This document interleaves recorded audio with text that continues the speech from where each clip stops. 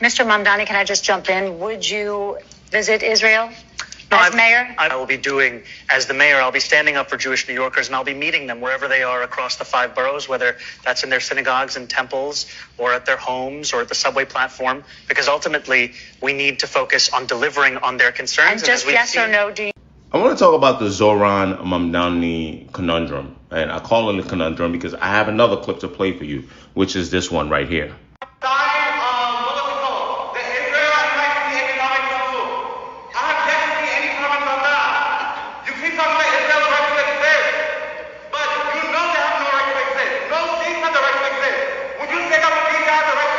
If you don't know who Zohran Mamdani is, he's currently a candidate for mayor in the city of New York. He's a Democratic socialist.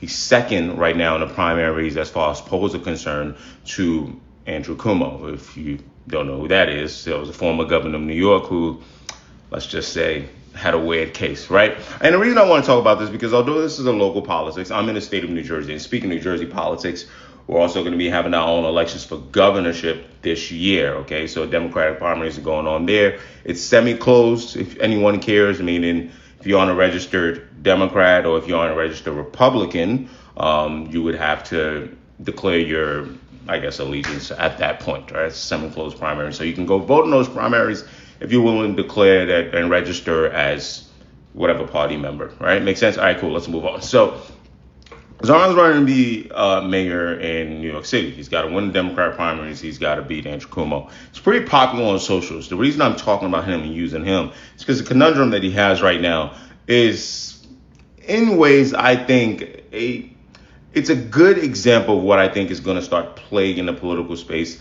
The problem that's going to start plaguing political space, especially on the Democratic side, in the next few years, okay? So Zohran was born in Uganda, but he's of Indian descent. His father is Indian descent, lived in Uganda. His mother is also Indian American, I believe, a filmmaker.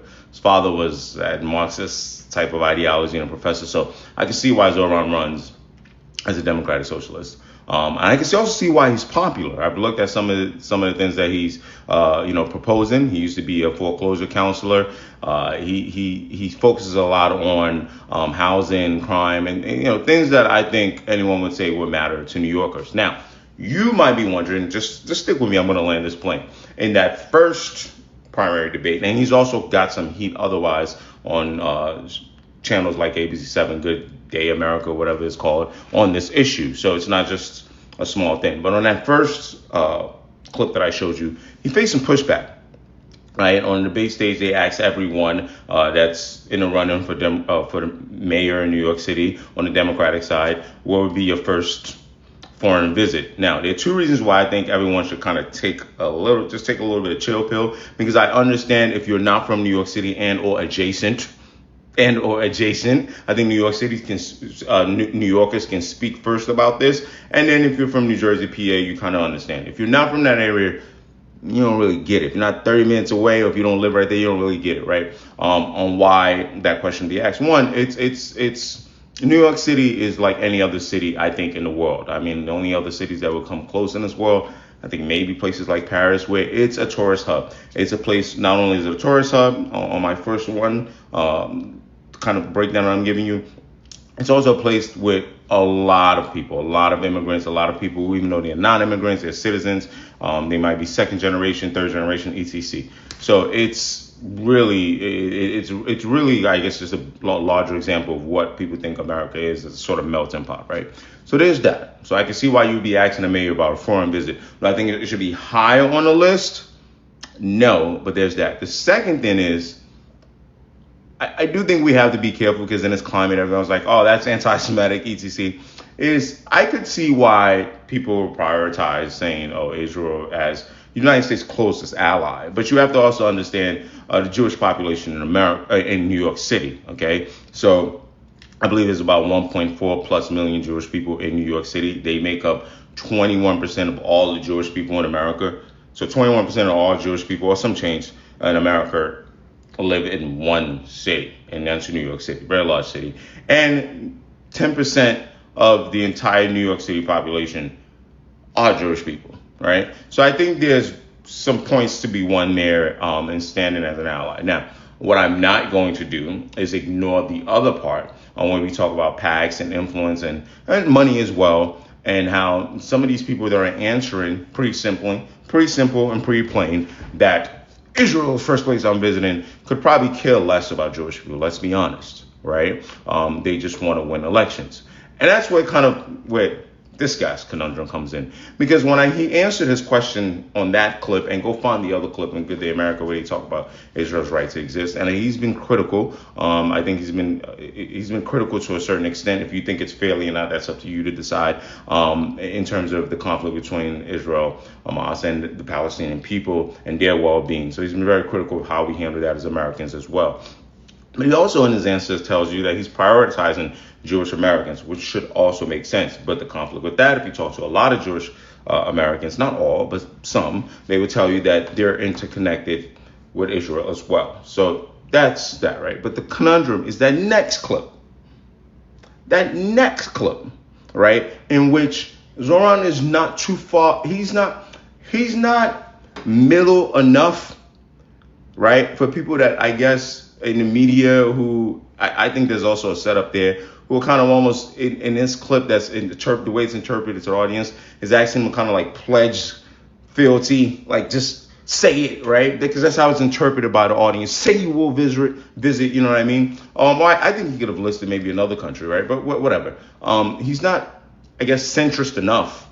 And I argue it's because there is no centrist take right now from people who see, who think a candidate in New York should just understand that, hey, Jewish people make up 10% of its population.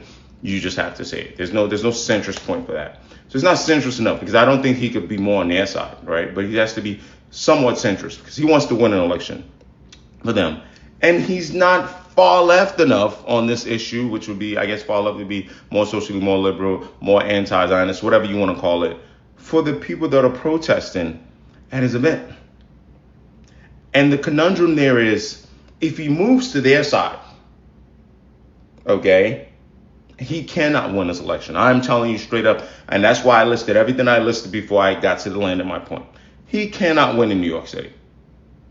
As he is right now, on a kind of, I don't even think you would consider him centrist, because I think he's closer to what those people protesting at his event. Mind you, that event was not for that, right? I'm actually going to show you guys okay? So it was an event in the West Village, and it was focused on fighting corporate power and building a fair economy, okay? Right? But I get it. If the matter is important, you're going to try to gain an audience with Zohran. So I get that part, right?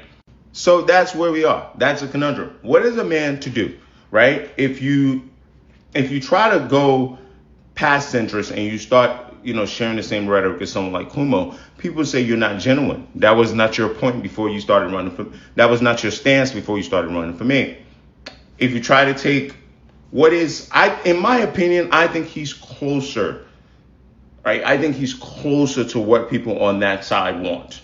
But if you try to lean more into that, you cannot win an election. And so, I think this is very much different from a Kamala Harris situation, right? And that's a bigger